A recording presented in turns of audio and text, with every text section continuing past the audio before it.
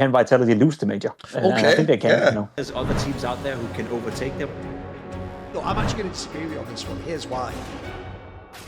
Right, we're back with counterpoints, and we thought we'd get ahead of everyone else because everyone else is still in the normal circuit. They're probably all still watching CAC or whatever, which, by the way, I actually noticed someone was laughing like, haha, I can't remember if they said it was like Romanian or something. They were like, in Romanian, the word cack means poo. It's like, that's almost like every Western language. I think it's even French as well, man. That's actually not even that unique a joke, even though I agree. That is why when I saw the actual initials of CAC, I was just like, okay. But then again, to be fair, it's the CAC Asia Championship. I don't expect them to know that. But the point is, it's not really that great a tournament, is it, after we've just watched PGL Astana and we've watched IM Atlanta, etc. For the tournament right before the major, to me, it's only really as relevant for people like Falcons and some of those, or the odd squad there. So I thought what we'd do is this. Since when the actual major begins, one of my pet peeves that I have, Pimp, is this. People do these really lengthy previews for majors, but because it's a preview, they just talk about the opening stage, so they'll talk about like the group stage. Whereas I've always thought, I don't know about you, to me a preview is where you do like an overview of the whole tournament. So one of the classic things I like to do in a preview, it's probably the most interesting detail, isn't it, is who could actually win the tournament. That's what you want to know. Who's the favourite, what order, how are you like assessing the odds, what circle. So I thought, why not, since we're a couple of weeks out, since everyone next week will just be doing the stage one stuff, and the major now, as I always point out, one thing I like about VRS is it's done a pretty good job generally of sorting the teams into the right stages. So realistically, the best teams, the ones we're going to talk about now, they're playing in stage 3, they're not playing in stage 1. That's going to be weeks from now that they play. So what we're going to do in this episode, we'll see how in depth we go, is that is the question, Pimp, who can win the major? So do we even need to spend any time? Do we just at the outset say Vitality can win the major and then move to the other team? What should we say about Vitality? All right, I tell you what. I know the angle. I've thought it up as I was saying it there. If you went back in time 1 month ago, not only would people say Vitality can win the major, they would say they're the only team that can win the major. I mean, at the time, I remember NAVI never even won a map off them. All the other squads looked kind of in shambles. I think they even up until the Atlanta had that record where they hadn't lost a playoff map in like a few tournaments or something insane. So how about this then? Have actually Vitality's chances lowered since then? For example, when they just had this American triple, we know they didn't practice, and on the one hand they won the blast, and then they lost the Atlanta one. NAVI was obviously the team that beat them, still the number 2 team. Lost to BetBoom though, I guess, at the Atlanta 1-2. What are your thoughts in that regard? Have Vitality's chances gone down at all to win the major? I think so, but probably not for the same reason as most people would think would be the reasoning. Because I think like the fun way to do this is by changing the question. Say, can Vitality lose the major? Okay, I think they can. Yeah. I think there's I wouldn't say realistic shot at them losing the major, but at the end of the day, we all agree that they are the main favorites, and they know it, we know it, all the other teams know it. So essentially, the question is, can they lose the major? And I think they can. And I think part of the reason, and that's something that you have to be a little bit careful with saying this because people won't understand it, people won't kind of get it, But I think I speak from my time being a pro player. What Vitality is doing right now with the no practicing, showing up at tournaments, and sort of like trying to conserve energy basically and conserve a bit of their shape, so they can go hard in on a boot camp leading into the major and make sure they're coming in fresh and hopefully in great shape. It's a nice thing to do. It's a luxury thing to be able to do. Most teams can't because, NAVI got something to prove, Falcons got something to prove, everyone got something to prove at the moment outside of Vitality.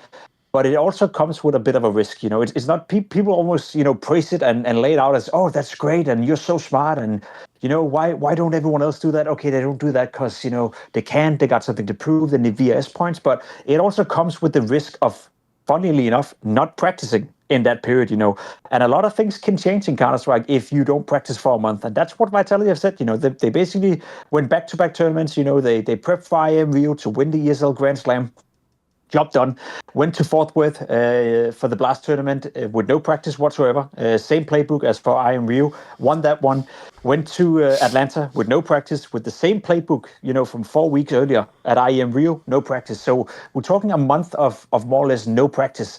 A lot can change in that period. And we saw that during Atlanta, right? We saw that all of a sudden the gap between NAVI and Vitality seemed close, Vitality were warnable, not only losing to NAVI in the quarterfinal, but also losing to BetBoom, which was the first reason why they even found themselves in the quarterfinal. So essentially, that showed that, okay, Vitality is beatable. And that gave Navi a bit of confidence. It definitely will help them if they were to face Vitality at the major in a playoff setting, or even in a group stage game to make it to the playoff.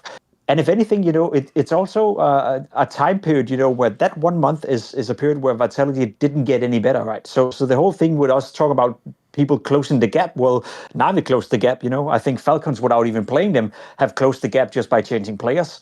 I think all other teams in contention, you saw Spirit do exceptionally well in Astana, I'm sure we're going to touch on them, have also closed the gap. Not necessarily because Spirit have done anything in terms of, convincing us in a head-to-head matchup versus Vitality they can beat them, but more so because Vitality have stagnated in this period, and everyone else seemingly are ramping up for the major and getting better. So as much as I agree with what Vitality have done in terms of showing up to these tournaments, not practicing, could they have done something differently? I don't know if they had to go to the Blast tournament in Fort Worth.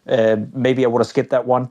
As far as I understand, the Atlanta tournament was decided as a backup in case they didn't win IEM Rio, then they could win the ESL Grand Slam at Atlanta. So they couldn't have done anything differently right there. But essentially, I wouldn't advocate for them doing anything differently. I just want people to understand that just because you're trying to play the long game and you're trying to play the smart game by not overworking your players and not over practicing and coming into the major fresh, it also does come with a potential consequence. It's not certain that's going to happen. It could be that it turns out that Vitality are heading into Cologne. They're going to smash everyone. They win the major as everyone expected. And then that would be sort of like a blueprint for how you, as a top tier team, come to a major. But it could also, there's a shot, where some of these players are going to come in and maybe they only regain the form they were at before. Maybe Vitality is getting to the same level they were at, a month ago or a month and a half ago. But everyone else also got better during that period, which means that they're now beatable.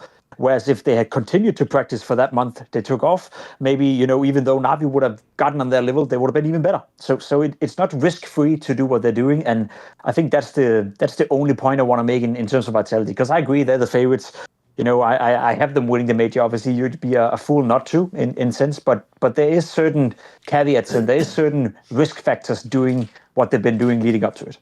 Yeah, I've got a couple of angles. Since you bring up the point of, could they even skip the event? I think that's actually a detail that's being missed here. Most people are only analysing it from the perspective of, choosing not to practice for the event. Obviously, what they're missing here, Pimp, is if Vitality actually feels like at this point in the season where they'd won every other tournament, they wanted a break. Obviously, if you're naive and you've done another circuit, you might think, why not just skip the event? Obviously, especially the IEM Atlanta one, why not just do Blast Rivals and then have all day and then go to the major? I've got a couple of angles. One on that one, just on a purely business angle. People have to remember, think about why we've only had the one PGL this year, Cluj-Napoca, where we had all the top teams, but just like last year, the other ones have had varying levels of teams, etc. Like Astana had everyone except the top two teams, for example. Whether people can admit it or not, to me, it is obvious behind the scenes that ESL and then Blast just follows whatever ESL does. They've successfully still managed to do some sort of shenanigans, because if you have a look at some of these tournaments, bro, the prize money's more at PGL. There's obviously, whether it's again, something explicit, there's some kind of a business arrangement whereby certain teams like Vitality don't attend all the PGLs. They just don't. And at the moment, they emphasise and, in fact, prioritise the IEMs, because the joke, obviously, of IEM Atlanta is it only looked good because, the two best teams in the world, but everyone else, basically, felt was at the Astana one, which is why Astana was also, in a way, kind of an interesting narrative, because if you're the team that won it, Spirit, it's well, shit, I didn't get a chance to beat the top two teams, but everyone else, that was an excellent event for them because they're going to play everyone else except the top two. So one of the weirdest things is this, you have to remember, for both events, there's an extra incentive to attend. One, Blast has their own thing for the clubs, which is that thing called the frequent flyer token, which is also part of how you get your percentage. So put it this way, attending that event, now that we know they won it without practice, is genius. Basically, without practicing and without skipping the event, the org just got some prize money. Also, even though, by the way, they certainly could have lost that final, you look back now and think to yourself, I'll bet they were fucking nervous down 0-11 now Pimp on Nuke. They probably know something like that could have happened. But it's also cool because they did the Great Escape, and if anything, that's going to go down as one of the swaggiest events of all time, that you still won it, even though you didn't practice. Now, you didn't get away with it twice in a row. Apparently even Vitality can't do that, although, by the way, it was still close games in both the matches they lost.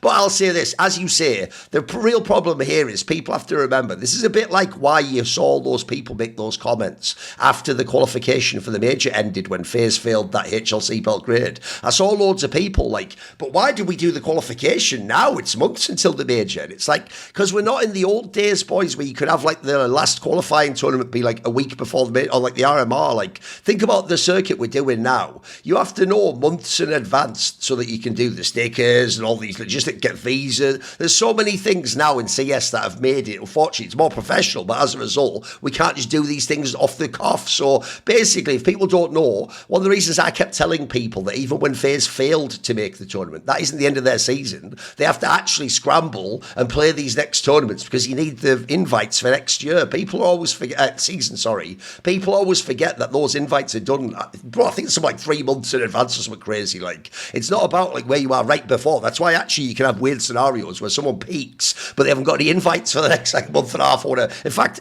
forget peaks. That even happened to the BC game team. We all saw them at the Krakow tournament, and it was like we had to wait months to find out they sucked because they didn't have any more lands for a while after that. Spirit a great example as well, starting in stage 2, right after winning an event in Astana. Yeah, but that's just the way it is. Yeah, and so I agree with you. The Atlanta one actually makes perfect sense. You obviously agreed to that ages ago. You didn't know yet you were going to win IM Rio. So by the way, you would have been a fool to turn it down if you'd have not won IM Rio. Because then think about this. Then to win the Grand Slam, you'd have had to win the major, which is like, who wants that pressure, mate? Already the major. Like, you don't want to add in the pressure of, and this is for the Grand Slam too. That would be the most ridiculous thing. Swagger, though, you know.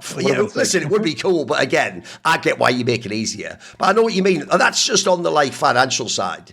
So to me, if the option was don't attend at all, I also think for them, just only for their team, it was fine. And they still almost fucked around and won it, mate. They still looked really good. But here's the problem. I do think there is a downside that a lot of fans aren't acknowledging. And what's funny is normally I am someone who thinks, you can go generally by the numbers. And I do think if you're a professional, you should always take the context of a match into account. But I actually do think, Pimp, and I want to ask you this.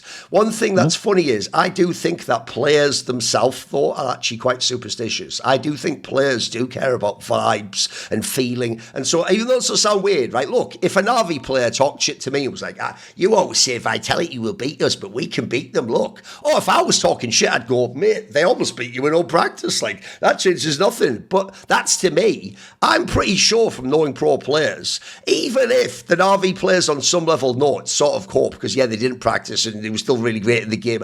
On some level, when you haven't beaten a team officially in a map for like 2 years, just seeing that like victory screen isn't a joke, bro. Like, that actually, I know what you mean, Pimp. If they meet in the playoffs at the major in like the quarterfinals or whatever, which feels like where they would meet, not in the final, bizarrely for whatever reason, right? It actually does feel like if you're an RV player, you don't think about all the stupid context of it and they didn't practice. You just think, mate, I beat you last time. This is doable. Like, I've seen what it's like to kill your players. I've seen what it's like to win that clutch round. I've seen what it's like to end the maps if I hadn't done it. To a fan, that might just seem like, well, why would that matter? Like, I think it does in a weird way, though, Pimp. I actually think low-key, that's the biggest risk they took by going to that tournament, it turns out. They actually gave the team that they had a crazy psychological edge on. Like, if you think of those 2 finals before that, if I'm Navi, it's actually going the other way. I'm getting in the territory where it's like, can I just not beat this team? Like, even if I play what to me is like 10 out of 10 CS, I don't win still. Like, I think it's big to actually like get the win, even in these circumstances. What do you think? Yeah, I very much agree. It's almost like you're inviting NAVI back into the mix of teams, who can come into the major and realistically, think about winning the entire thing. I think from a Vitality perspective, like, as you said, like I think the best way to frame that is that every player and every team make their own reality. They all make their own reality in the sense that whatever they believe in is what they tell themselves, right? And it's very easy for Vitality to do the exercise that, the only reason Navi beat us, as you said, because we didn't practice, it was bound to happen and may as well happen now so it doesn't happen at the major. So I don't think from Vitality perspective, like they don't give a damn, they don't care at all because they can tell themselves, that's the only reason why it happened. Whereas as you said for NAVI, like now they can make up their own reality. They can tell themselves that, hey, we almost beat them or should have beaten them on a couple of maps, in that grand final in Fort Worth. And then a week after we actually did beat them in a quarterfinal. We ended up winning the tournament. We lifted the trophy. We, smashed Gamer Legion in the grand final as well. So we showed that it wasn't, one of those scenarios as we had at Cologne last time around where Mouse finally beats Vitality and then they screwed up in the grand final versus Team Spirit, because that also could have been an outcome,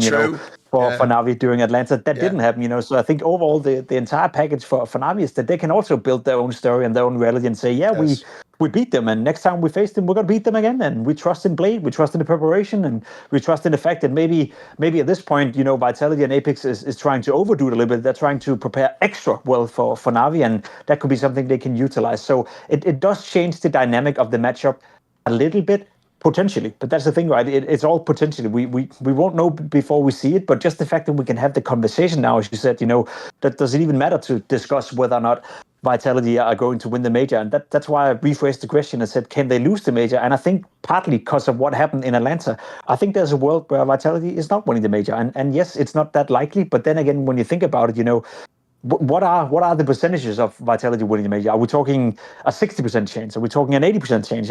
Like, I'm having a tough time, reading people saying that Vitality are the favorites. Well, they could be favorites by 30% if the rest of the teams should then share the 70%. But it is probably more like, 50, 60, 70, depending on who you ask. But I think that has changed a little bit with what we saw in Atlanta. And also knowing, as you said, the risk there is that all of a sudden that psychological edge you had against Navi, that's perhaps gone. We're not sure about that. But if anything, it also showed spirit. It also showed Falcons who already, Falcons who, if they were to face Vitality, have beaten them, quite, absolutely. I wouldn't say quite often, but beaten them in big games and beaten them as much as they've been beaten by them, so they also have a bit of an edge going up against Vitality in that regard. They've shown spirit that, if you're donk and you're spirit, you also make up your own reality and you're like, okay, we just won Astana, we're playing significantly better, we got our utility under control now. If Navi can beat them, so can we, So it does take a little bit that, I guess, fear factor away. It was sort of like the same thing that happened to Astralis when they started losing to teams they weren't supposed to lose to. Well, all of a sudden, not only the team that beat them, feels like, okay, they're beatable, but everyone else also thinks, okay, if Navi can do it, then we can too. And if Falcons can do it, then I can too. So it does change how people perceive them a little bit.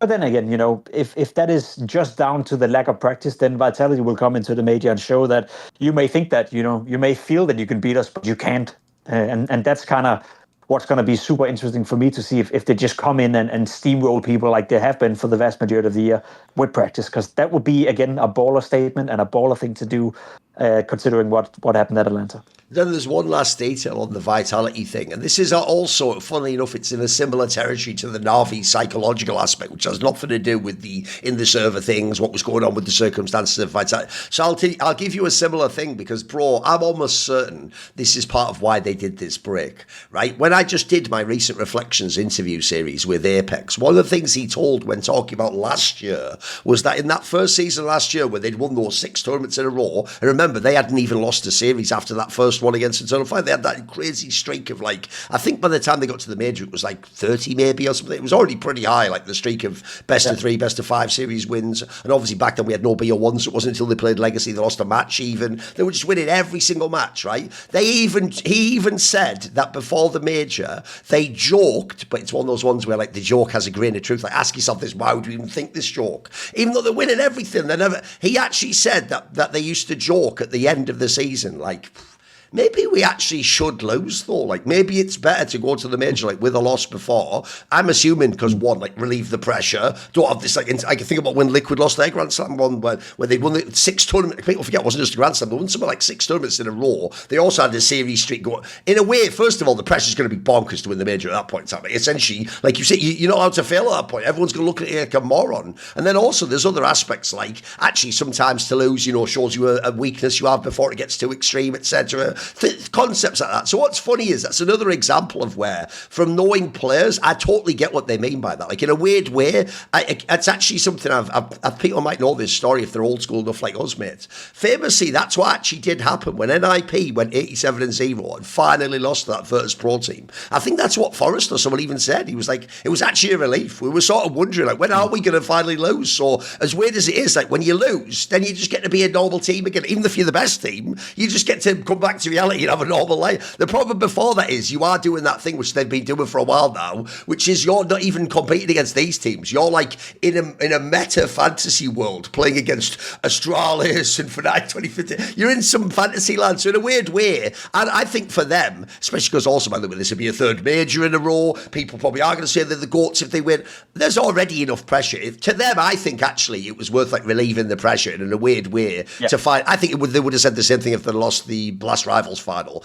To lose in a weird sense is almost like, right, now we can just win because we're the best team and we can let that little bit of that go. But I actually, to tie it into the first one, that's why it's a gamble though. On the one hand, by the way, this is why it's going to be so interesting, because if we're being honest, we can't actually judge this except in hindsight. Like, if they now go and do win the major, Pimp, especially if they like smash NAVI in the final or something, then we'll all go, the documentary instead will be like, what a genius decision by Apex and Vitality. They almost like drew them in and they made them believe they could win, but then they got a break and they still made all this prize. But on the other hand, by the way, if they then go and NAVI beats them, then the whole story will be like, what were you thinking? You had the edge over them. Why did you give that away? That's an example though of why I think on that one, I thought it was fun for us to give the angles, because maybe fans don't realise what that's about. They think we should just skip the event. But I also do think on that one, it's hard to judge it either way, mate. It's a bit like that classic thing where people go, is it better to come in double a limb from the lower bracket or to be the team that skips from the upper bracket? I always say, well, you don't know until the end of the tournament, do you? Like, if at the end of the tournament, the team from the lower bracket powers up in that match and it looks awesome in the final, you go, hey, maybe it's better to have practice. But on the other hand, sometimes they win that first match, it's super hard, and then they're just totally spent, and then they just lose the final easily. So you can never really know on those ones. But I'll tell you how we'll segue to talk about the other teams. I also do think the NAVI one's not as big, because as we say, it's just because they actually directly got to play a team that wasn't practicing. But I'll point this out. One thing we all do make a mistake with in esports is when a team never loses, we only mean they're unbeatable in like a conceptual sense. Obviously, since NAVI was number 2 and they were playing Vitality really close, I don't really care that they'd never won a map. They could, in theory, still have won in a real tournament anyway, as we've seen. Like, think about, right, forget even like some as a team. You could have just had a game like at that first major they won, where, I don't know, Bit just gets like 25 kills on Inferno or something. All you need is one player to pop off on one map, it's doable. But obviously, this NAVI one, when they got the win directly, is sexier. But I also think the other thing that's cool in the last few weeks, because, bro, if you go back to Blast Rivals, which was only like, 3 weeks ago now or something, people were actually doing that thing, Pimp, of like, it's boring, isn't it? No one else can ever win. And I always just think, man, how long have you been on the game? Wait 5 minutes. That doesn't even last. Like, nobody wins forever. And the joke is they lost the next tournament. So I would say, as well as this, I actually do think these 2 tournaments, though, also did some crazy work building back up the hype for this 100%. episode, this top end. Because think about it, right?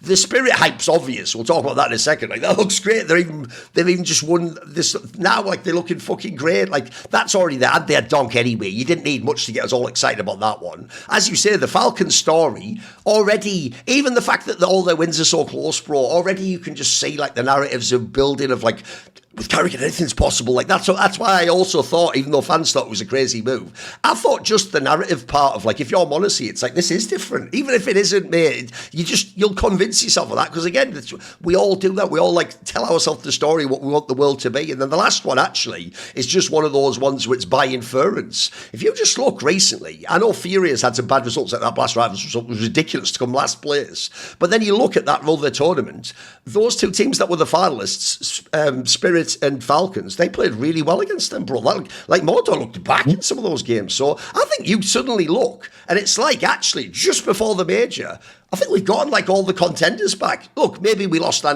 mouse or something along the way, but we've got a pretty nice field of teams. So pick one of these teams. Which team do you want to talk about? Because I think all these teams have their own angle. Like, you could say, like, there's a universe you could imagine them standing, lifting the trophy.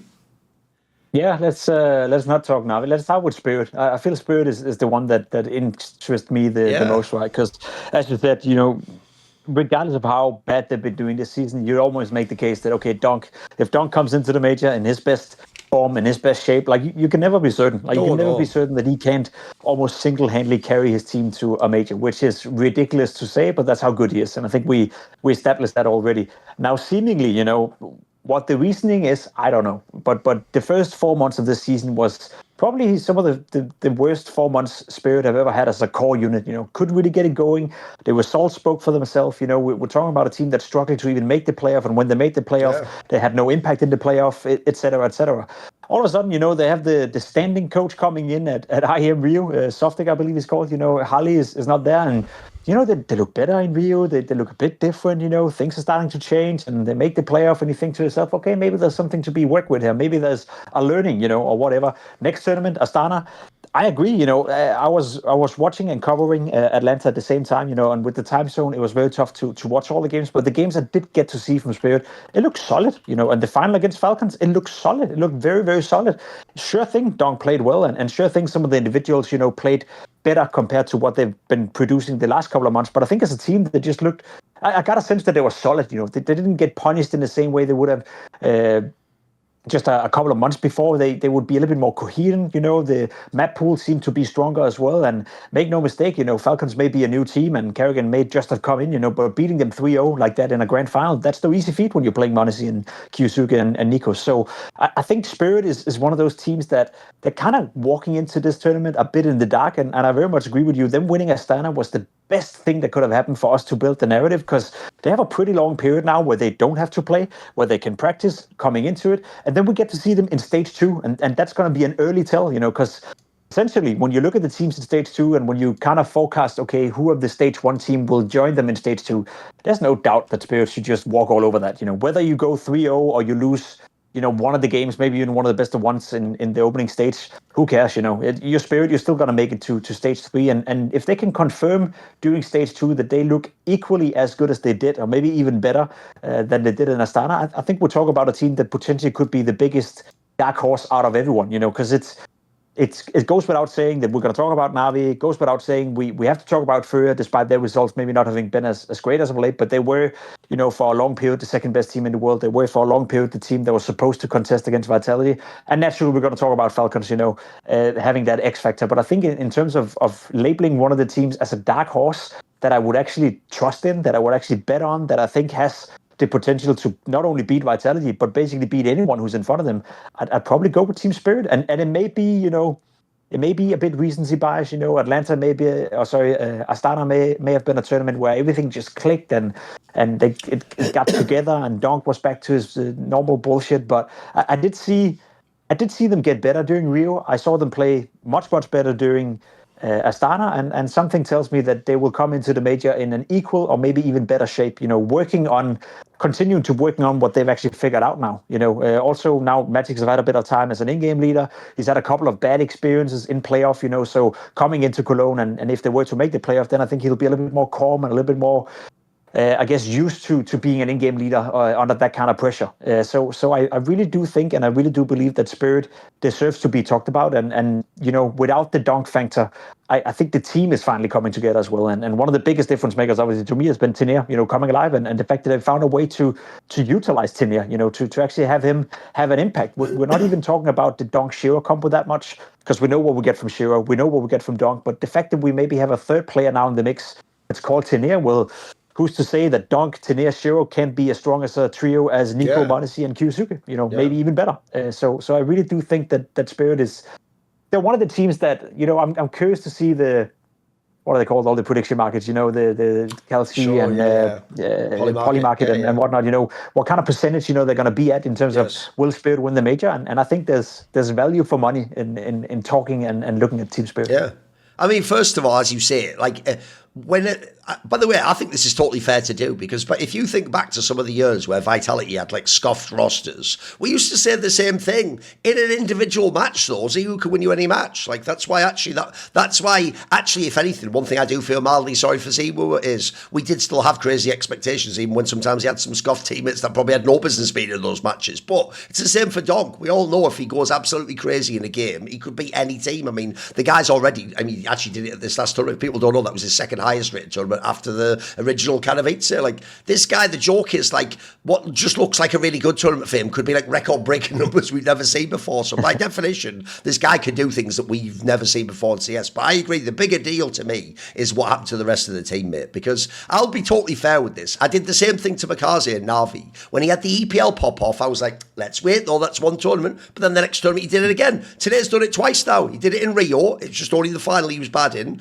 And then he did it. He was awesome at the this Astana tournament, mate, and he really was one of the difference makers. And the reason why this is such a big moment for me is I actually think a lot of people have missed a couple of angles on Spirit here. So one is, I'll give you a quick example, right? People will think, maybe this is just a fluke though, maybe he's just having a little ride. No, I'll tell you, if you actually go and watch his game from when he joined quite a while ago now, I'll tell you the most bizarre thing is, it seems like Spirit themselves had a very different conception of this player than I did, because when I look at how he's playing now in their team, it's not just the frags and the stats. He is doing what I actually thought they were adding him to the team for, which is, bro, it's all like late round impact, and it looks like he gets to like lurk wherever he wants and be away from people and do flanks and stuff. And it looks like actually they just give him like almost like the ROPS green light, bro, to just do what you want. And that has looked actually excellent in some of these games, because I always thought the reason why this move was a very shrewd move for me from Heroic. Let me make a quick side point to make the point for myself. When this move was done was around the time they'd sold Kiyasuke to Falcons, if you remember. And there was all these fans that were like, why do this move though? Why not just put Kiyasuke in? Because the key thing is this, guys. That Kiyasuke, look, he actually doesn't have crazy role overlap with Donk, but they would both be entry-ish players. That's just who they are as players. The reason the Tanair signing was genius was, if you'd asked me before that, with the original Spirit lineup that we all remember with Zontix and Magix and Chopper and all those ones, the original one, I would have said the two biggest problems you have in Spirit is this. One, Shiro does drop off in big playoff matches. That's just true. Statistically, it's true. And then secondly, cause Donk is like the best player ever, but he's right at the beginning of the round, you get this really weird scenario you normally have with the best player, which is he's not there to close the round. And so we all remember with that Vitality Mirage game at the last major, it's really frustrating when you're doing a million openers and then you're sat like the rest of us going, Chopper, that's another 1v1, shit. Like, that's a bomber. So the difference is, if you could, one, bring in someone who could offload a bit of the pressure from Shiro, because in this world, by the way, if Shiro only has to be your third best player, I'll take that right now. Like, I'm with you, Pimp. That trio's pretty legit. The problem you had with the Donk Shiro one is they'd have insane group stage numbers, but then Shiro would just fucking drop off, and we were all just watching Donk trying to win the game by himself. But if you have Tanair as like a second best player, and crucially in this case, if he's having late round impact on T side,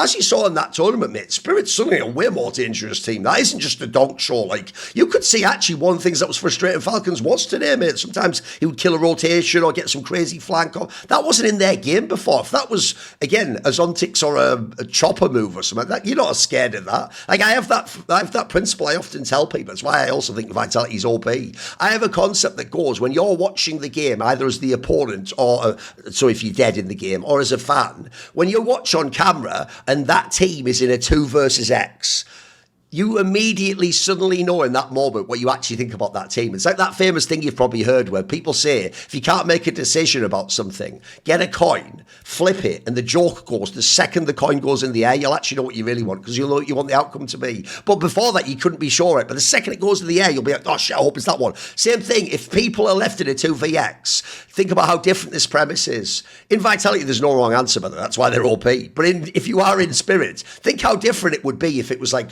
Shiro Magic's in the 2vx, as opposed to like Chopper and Zontix. Like, one of them you think's plausible, the other one you're like, nah, no, go the next round. I'll hope in the next round Donk can get a good. You're already thinking like that. That's kind of true. So I'm with you, mate. It's not even about Donk for this one for me. It's like, if the rest of his team can turn up, then Donk can win you the major. That's actually totally plausible. If anything, they've sort of almost been the sleeper team because we all wrote them off earlier. I'm with you. Remember, they had like something like 2 months ago. They had like 2 tournaments. They came like 7th place or something, bro. Like they were out of the picture. For me, they're right back in, and that is also super sexy. Yeah, I agree. It is just a team that you can't count out, and I think, as much as we want to, not speak about the dog factor, that's what makes it so extra spicy. The fact that he's always going to be there, and he's always going to be able to even if you get off to a bad spot, or if you're struggling a bit in the group stage or whatever that may be, he can carry you over the tough games. And then when everything comes together, which we've seen is now possible with Tanair and Shiro, then you can beat pretty much anyone. Like I can't hand on my heart say that in any match of Spirit play in a best of 3, even against Vitality, NAVI, Falcons, whoever else we may end up talking about, like there's always a chance. And I would always give them a pretty high percentage chance of winning just because of what I've seen in Astana. And then, you add the donk factor to that. So yeah, it goes without saying that you can't argue NAVI right now is the second best team in the world.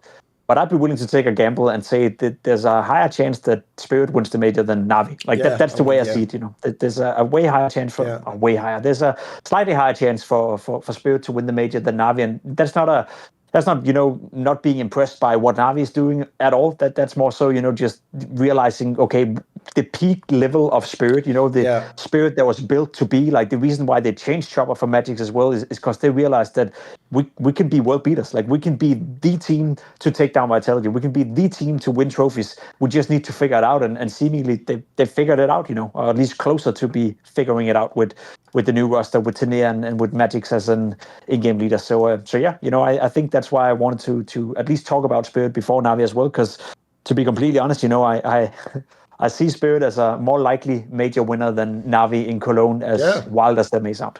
No, and by the way, also, it's just viable in the sense, like, Navi themselves would get it if you just explain it. You don't have donk. Like, again, you just have this factor that can win, because I actually do think, even despite what we said earlier, for me, the playbook for Navi is exactly the same as it was the whole season. It just didn't happen until now, which is, if someone else beats Vitality for me, then I'll beat them and I'll win the tournament. So if I'm Navi, I still have crazy belief I'll win the major. I just need Falcons or Spirits. You can take care of Vitality. I'll meet you in the final. Anyway, here's the thing, Pimp.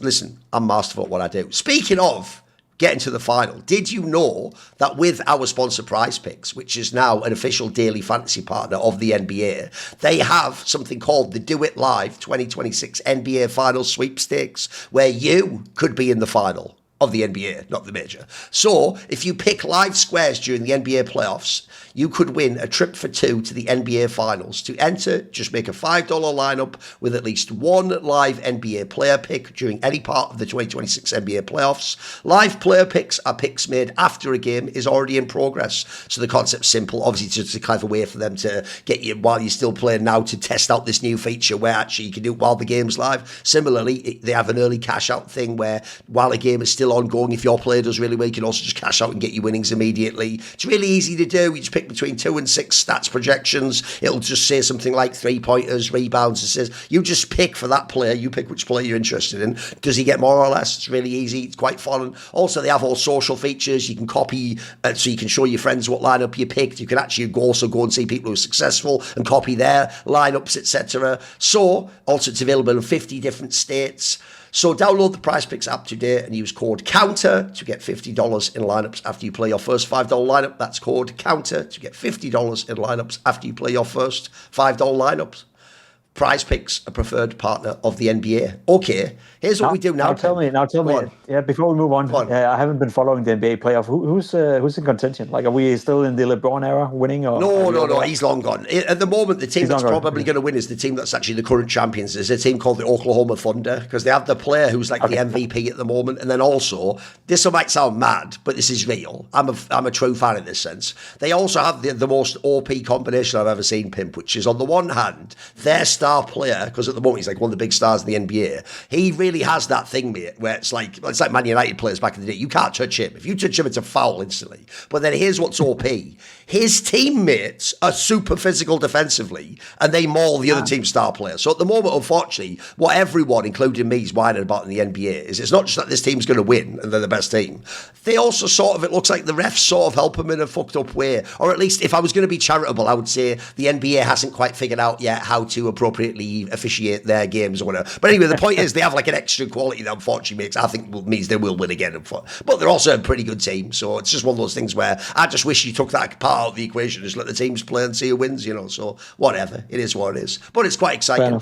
Right, what about this then, Pimp? So if we switch an obvious one, right? This is where you can always tell who's really cynical. You know what's funny, Pimp? I'll give an obvious admission here that everyone will get, but it's got a logic to it, which is I'm obviously an incredibly cynical person. Like if you told me, I'll give you a random example. It hasn't even happened yet, but I can already do it. You know that Magic team that did this crazy run at that tournament? Yeah. I can already, without even seeing them play another match, go, you probably just fall off and never do that again, and you won't be that good, and that was a one-off. A bit like, even though I was all friends with JW for a long time, after that run he had at that PGL, I would be like, One, you're not even making any more PGLs, and two, probably wouldn't happen, mate. Again, look, I'm the guy where my whole thing is, if we're in a bar, just don't ask me that stupid question. Let's just have a cool drink and talk about, I don't know, fucking film we saw or something. Don't ask me, because you know what my answer's going to be. But that's how you know, Pimp, that when I really believe in someone, everyone knows the joke. Like, I'll even pick now as the moment to say it, because it'll roast myself. I am the guy where every time Simple does a comeback, I'm like, you know, he might still end up being one of the best in the world. Like, there's certain people, there's only a small few though, Pimp. I am a very loyal person. When I really believe in someone, I really believe in them. I believe they can accomplish. And I'm sorry, I don't care what anyone thinks. I put in that same category, I put Simple and a very few other people. Mate, karrigan's in that category. He's just, the joke is, even if you like karrigan, he's done things that blew your mind. Like, mate, that last major, that is the most impossible one ever. Like, I think in history, sadly, people will look at the names and go, hey, Brokey. Yeah, that'll look good on paper. That team had no business. Like, I still don't know how they did it. It's like, that actually really makes me think, like, karrigan is magical or something, Pimp. Like, he has, like, some, you know, like in Magic the Gathering, he has, like, an aura effect. He has, like, some talismanic component where, and here's the thing, I also sound weird, but I'll make a very serious psychological point. It's not that I actually think he's going to call, like, 10 times better strats than Kixan. I think Kixan was fine. I do think, as you've seen from some of the anecdotal points in interviews, karrigan is famously exceptionally good at mid-round calls and late-game calls. Yep. Partly, by the way, because he's seen a million fucking games. So, you know, in the late game, he's not the guy that's scared. He knows, like, you take your shot. If you win, you win. If you lose, you lose. You've lost a million times anyway. But the coolest thing for me, actually, from those interviews, seeing Keisuke and Monesi, all these young guys that we all want him to have this effect on, is that, bro, they also buy into the shit I'm talking about. Like, it's not just the idea of that's karrigan instead of Kixan. It's the notion of, like, I do think that they look at karrigan and then they just think, like, bro, anything's possible.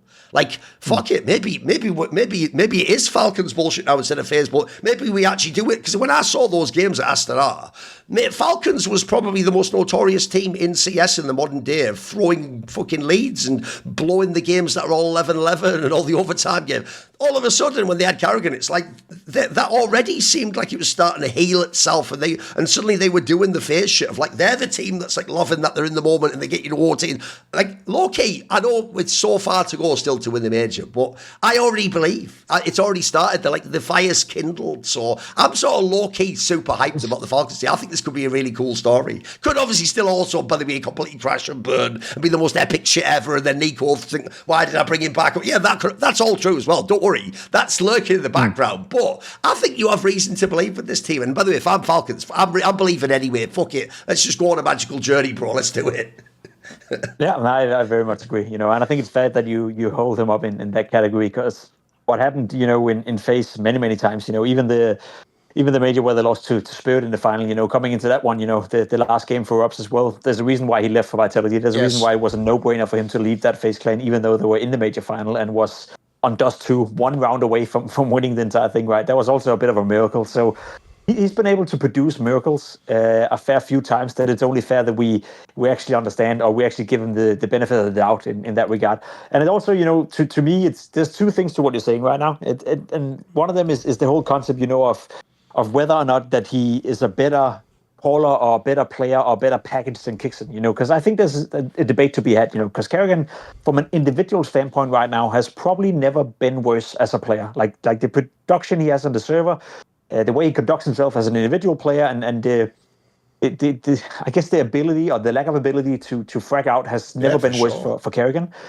However, he's probably the most experienced he's ever been as a caller, and it doesn't matter if he. Like, it doesn't matter if your objective would be sitting on the TeamSpeak, you know. Let's say that you have the ability to be on a TeamSpeak for Falcons when they were playing with Kixan, and let's say that you have the ability to be on a TeamSpeak now with Falcons when they're playing with karrigan, you know. Or, in other words, let's say that you're Sonic, you know, and you're standing behind them. Even though you have that all information available, it doesn't matter if karrigan is a better caller or does better mid-rounding or whatever that may be, as long as the players around him feel that he does better. You know, it's called call with conviction. It doesn't matter if the call is correct, you know, sometimes, as long as you call it with conviction. Yes. And the best example I can give you is when I played with Glaive. You know, there were times where, you know, from an objective standpoint, whatever call he made, I'd be like, that's pretty stupid. Why the fuck are we doing that? But he would say it and deliver it in a way that, like, he fully believed in it, right? Sure. He called it as if we do this, we're going to win the round, And then I was like, okay, even though I thought it was a bad idea, I'm like, okay, fuck it, let's do it. And then we ended up winning the round the vast majority of the times, even though that sometimes it was a bad call. And I think karrigan has that same ability. And imagine having that, imagine Glaive being able to do that with me and MSL, We're not world beaters, we're not Nico, we're not Modesty, we're not Kyusuke. Imagine if karrigan somehow install within Nico, Kioski, and Modesty that no matter what he calls, he's just calling it with conviction, so they believe in it, and then their individual skill and their abilities will take care of the rest. Like, he doesn't have to be the best caller at the major. He doesn't have to be reading everything to perfection. He just needs to obviously do it at a high level, which he can do, which he's proven many, many times. And then the few times where it may be the wrong call, or there may have been an alternative that would have been better, as long as you call it with conviction. You have three of the best players in the world in order to mitigate for that. And I think that's what I get from the interviews with Kioski and Monesi and Nico, for that matter as well, that they believe so much in his ability to call that it almost doesn't matter what he calls, as long as he does it with conviction. So that's a strength in itself. I think APEX has it within Vitality right now, and I think those are just about the two in-game players you can point out who can call with conviction.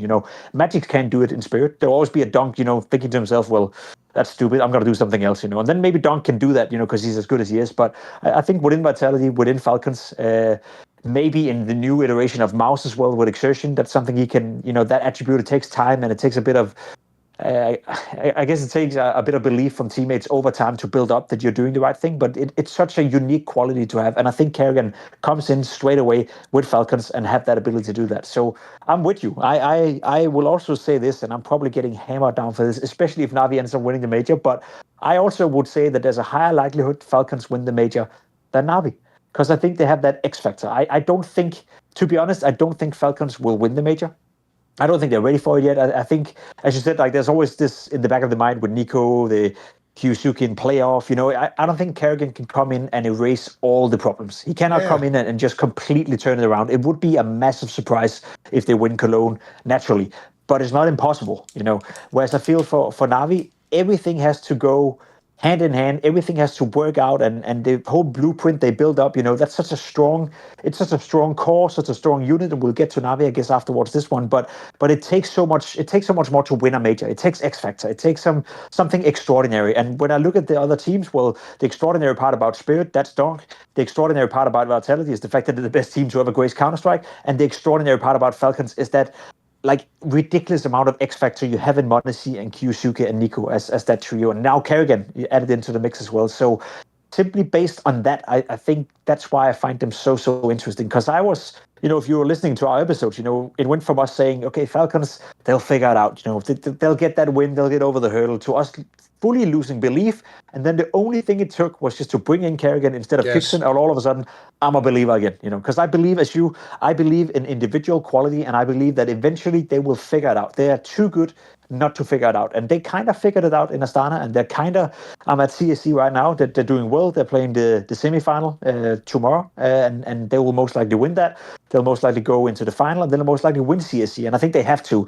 But that also means that if Falcons win CAC, then the last 4 tournaments, you will have 4 different winners. You'd have Falcons winning CAC, you'd have Navi winning at Atlanta, you'd have Spirit winning in Astana, and you'd have Vitality winning in Fort Worth. You'd have the 4 predetermined favorites all having won a tournament 1 month leading into the major. And that's kind of what I hope happens, and that's kind of what I feel will happen with Falcons. And you can't tell me that if Falcons lift a trophy, and if they do as well as they have with karrigan already, so they come second in Astana, they lift the trophy at CSC, regardless of what other teams is at CSC, you can't tell me that a team with confidence that has Nico, Kyusuke, and Monesi, and now karrigan, on the roster, even a Tessus that has started to play much better, can't win the major. So I'm fully buying into the fact that it's no longer impossible for Falcons to win. I think with Kixon, it would have been close to impossible. With karrigan, I'm believing there's a world where that could happen. I'm not saying they have a 20% chance or anything like that, but I'm saying there is a chance, which I didn't think was the case just a couple of months ago. I mean, I definitely agree on the whole, like, karrigan gets the buy-in from his players. Like, first of all, I actually do think that, put it this way, this might sound strange, but, like, I doubt actually every single one of those late round calls is a golden call that was the perfect read, because even he would tell you don't always get that read, or sometimes you're wrong, or maybe even you just, the other team does something lucky that, they do the random opposite thing to what you expected. But the difference is, I agree with you, it's your teammates just following the call and totally believing in it that will make actually like an average call into a great call that'll work and you win the round. Because remember, the player himself, like Keisuke isn't seeing what karrigan's seeing. So it's not really for him to sit and go, I don't know about this boss. Like, he just does it. His job is just say, yes, sir, and then just run and do whatever karrigan says. And when it works, it's going to instill that belief that's real. I'll even say the reason why I think, especially in karrigan's career, this is obviously clearly a real thing, is because I actually think if you look at every period in his career where he had a hard time, when he got kicked from his straws, even at the ending phase, that's where people stopped believing in the calls, bro. That's where people did second guess, or you could even see when they would execute, it was almost like if you were someone like, I don't know, I'll randomly say someone like a Frozen who's not as much of an aggressive player. I imagine part of you was like, I'll see how they go around the corner here, and maybe I'd trade him or something. You know, your mentality changes because your experience shows you that. So one, that's a problem for down the line in Falcons. You might get 6 months a year before you ever has to cross that bridge. Then the other thing is, actually, there's an angle here I want to bring up briefly, which is, right, at this point, Pimp, this will sound mad, but I knew one of my roles in the community is I'm the Kassad whisperer. I'm the only one. I told Kassad this on Hot Take Point Mid. He doesn't speak English. He actually speaks his own language called Kassadish. And basically, it looks like English though, Pimp. It looks like it's the same way. You know, the same way as legalese looks like English, but all those words can mean something different. I always tell Kassad, I'm the only one, bro, who knows, like, if you, like, put the crazy over here, take the fucking Serbian nationalism over here, if you get behind it all, there's actually some, like, really insightful, you know, interesting points about Counter-Strike. But then also, at the end, he's bloody doused it all with petrol, aka, like, incendiary opinion shit. I'll do it as well. And then he's laying on fire, so it's like, it's no wonder if Kassad, no one else can get in here like me and then put out the fire and then see what you were saying. So he made a point on Twitter that it came off as he was trying to rage bit, but I think he was serious. I don't think he was wrong, and it ties into Falcons. He just did a tweet, funny enough, during this Falcons run at Astana, where he just said, Monacy is the best AWPer I've ever seen. And bro, as you can imagine, everyone melted down because they were just doing that whole thing of, see, you're saying he's better than Zewu and Simple, and what about Kenny S? And it's like, no, guys, what you're missing about that statement, right, is he didn't say, like, Monacy had the best career of any sniper ever, right, which is what it sounds like they're reacting to. He didn't say even, like, Monacy has every single quality and has done all the things that Zewu and Simple and Guardian. He didn't say that. What he actually said, I actually thought was an interesting point, because I have to say, that's also another reason why I have a lot of faith in Falcons. Even though there have certainly been times where Monacy's let himself and the team down. As you saw at the Astana tournament, bro, when Monacy is on his game, I know what Kassad means. If you were just talking pure skill with the AWP, like ability to hit every type of shot, how to maneuver around the map, how to find your shots, how to play within the team set, there are times when Monacy's on his game, mate. I do think, it's why I've always said he's the only person I'll ever let have that title, like the next Simple. He's the only one that's earned it, bro. Like, he actually deserves it. Like, he's so fucking cracked with the AWP. Like, he is a mad game changer. The joke is, in the match they had against Furia, where Molodoi was playing great too and hitting some great shots, even Molodoi couldn't reach his level, mate. Even when he was on flowing in his game, like, I actually do. Here's the problem people have, because I see it all the time in football, Pimp. Whenever people try to do the comparison with the great team now and the great player now, it always has the same problem, because if you compare him to, like, Messi, you're thinking of all of Messi's career. The difference is, though, I'll give you this example and people will get what I mean. We were old enough, Pimp, that we saw the young Messi, who were like 2010 and 2009, when he was like unbelievable, right? It's not like you could already on that player have gone, this might be the best player I've ever seen. Listen, he still hadn't completed the whole career you need to have to be better than Pele, Maradona, and all the other great players, Ronaldo, the other one, etc. But you could already see the quality was there. He just had to cut it. Bro, I think if you take aside the part where people think Kassad's right, I think he's actually got a point. That's another reason why, a bit like the donk factor, you always can be interested in Falcons, because, bro, Monacy is special. Don't you think so? He has some extra quality where, like, those are the players that are almost like addictive to watch when they go off, mate. It's just too good. Yeah, no, I agree too. I don't think it's controversial at all, you know, because like, he's not saying that he's a better complete package than Cyber, as an example. He's not saying he's had a better career, he's had a better year or whatnot. But in terms of the war quality with an AWP, I'd say he's the best in the world. You know, Cyber does so many other things in Vitality and is part of a system and is rifling at a higher level than Monacy consistently as well, and also using the rifle more often than Monacy to some degree. So I don't think it's controversial at all, and I agree. And that's part of the reason why you can never count him out, because when he's on it, you know, as you said, like, he's a difference maker, and he's a difference maker. And I think that's something that we need to, you know, us as pundits or experts or whatnot, you know, that's something we need to highlight, because he's doing it in an era where everyone else seems to struggle with AWP. Yeah, absolutely. You know, it's easier to be good with the AWP. You know, back in the day when you had the fuck was it? It was when Big during COVID online era where they all of a sudden were the number one team in the world. And Searson was a top 5, top 10 player in the world. You have Sun Payers in the top 10 players of the world. Like you had, let's be honest, you have some of these, a little bit above average AWPers, being in conversation about being a top 10, top 15 player in the world. Those days were easier to be an AWP. Utility wasn't as effective against you.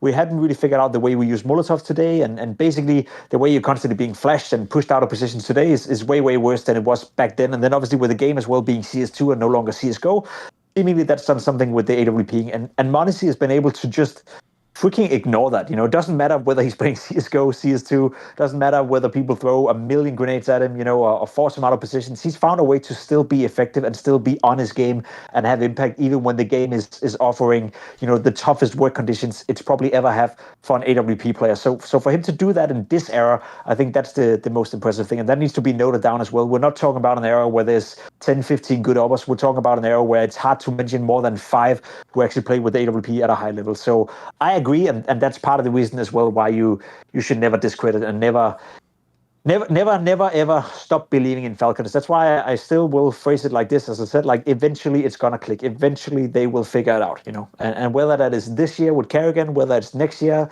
as long as you have Monacy and Kiyosuke and Nico on your lineup, as long as you have that, individual firepower within that team, they're going to figure it out one way or another. It may take way longer than it should have, and it may be frustrating in the process, which clearly it has been, but there's a world that this whole karrigan signing, which also, by the way, I think we discussed it in one of the episodes. I was curious to see, okay, is this going to be, trying to stop the fire kind of signing, or is this going to be a long-term signing? And karrigan has said now, and a few other players have said this is a long-term signing. Like, we're signing karrigan because we believe in the long-term future. Karrigan has no plans of retiring. He wouldn't have said yes if he felt like this is just half a year and then we may kick you afterwards. Like, this is a long-term thing. So I think there's a great likelihood they're going to figure it out. Whether that's going to be already by Cologne, that's a big question mark for me, but I wouldn't be surprised if Falcons head into the second major of the year, the PGL one, and will be one of the favorites, and maybe arguably an even bigger favorite to win the entire thing than someone else. So it's always going to be interesting to follow how Falcons are going to do. All right, we'll tell you what, at the end then, let's do the NAVI angle. Because the interesting thing with this one is, if people don't know, by the way, one of the reasons I made so much fun of JL when he was the stand-in as like an analyst at IM Krakow is because my joke was, normally the thing about analysts is we can all talk for fucking ever. The whole point is we have to be able to fill, talk at the command of the host, fucking just sometimes answer shit we haven't thought about. And so I always tell people that job is, it's almost like, back in the day in the old versions of CS, you could actually like spray transfer onto people. It's like, that's what you do as an analyst. You start talking, then you figure out where you're going as you're talking. Like, that's actually part of the skill. So the reason I said he was the worst ever is he just didn't even talk sometimes. He was just stood there like, shit, like thinking, so that's the one thing you can't do. So the point is, on a million desks, Pimp, you've been asked about Vitality and NAVI to oblivion because they've been the top 2 teams. So people might think, what's left to say? So here's the question: what is the most important or relevant thing about NAVI if they're going to win this major? What do you think has to happen for them to win? Because I do think it is whack when someone's number 2, even if they haven't beaten number 1 very often. Number 2 still should be able to win the tournament, like logically, especially if you can make all these fights. So what's the world where NAVI wins the major, do you think? I think they've built the foundation where they're going to be one of the more stable teams, first and foremost. They have Blade as well. I think Blade is, to me, the best coach in the world, and having the best coach in the world is going to help you in a pressure situation at a major where you have time to prepare for every single opponent the way you have during a major. Like, they're not going to play 2 games in one day. They're not going to be coming into a game unprepared. You have Blade, and I think that's a huge asset as well. I also do think, one of the reasons why NAVI have been the second best team in the world, is that everyone else, and we just spoke about that, it seems like now everyone else is getting better. Now Spirit is getting better. Now Falcons is getting better. Now Navi is getting better. Well, Navi got better a little bit before Spirit and Falcons, which is why I think we are labeling them as the second best team in the world, because I do think it will be very close, come Cologne and the first couple of tournaments after the summer break. I can't tell you whether or not Navi is going to be the second best team in the world, because I think there's a great likelihood that Spirit will be up there, Falcons will be up there, and Navi will still be in contention for that as well. The resurgence of Makasi, and him coming alive to the degree where he's the most influential player they have on the T side, that's a massive win condition. But then again, if the biggest win condition for you is Makasi, who's still relatively new to this game, it's still going to be a major, imagine him playing on a stage in Cologne, inside the Lanxess Arena in a quarterfinal against Vitality. That's a different kind of pressure, a pressure he's never been under before. So that is going to be a little bit difficult for him, and I think he is vital for Navi's chances of winning. And then Wonderful. I think the fact that you now have a Wonderful who the last 4 tournaments have. I think he's in form right now. Definitely the third best AWPer in the world. You have Monacy, you have Saivu, and I then think it would be ridiculous not to say that actually Wonderful has been the third best, even better than Molotov, even better than Shiro, and that's a massive win condition as well. It's just for me that you rely a lot on Makase, and I'm not sure you can rely a lot on him just yet. I think he's still young and to some degree inexperienced, and if he can continue to play as well he has, throughout this year, even at the major, even under the pressure of being in the playoff in the Lanxess Arena, then hats off to him. That's massive, and I think he's one for the future for Navi, and I'm sure he will get there at one point. He's shown that he's a big talent, but it's not a talent that I would rely on already by now. Whereas for Monacy and Falcons, as an example, big talent as well, but we've seen he can handle it. We've seen him do it before at big stages. So in that regard, I think that's the biggest question mark I have, whether or not you can get the most out of Makase, because he's so important for Navi. He's so good when he's on, he's so impactful on the T side as well. So there's a lot of things that speaks to consistency, the system, the blade angle, the fact that they seem to have found some sort of blueprint, but I like the X factor. Wonderful is in form. He's doing a great job. He's arguably a top 3 AWPer right now in the world because of his consistency, but not because of the X factor. Same could be said for Makase. He's up there, has a bit of that X factor, but doesn't provide the same amount of X factor as a guy like Monacy, or as a guy like Molotov, or as a guy like Saivu for that matter as well, if you were to compare him to the greats, or donk for that matter.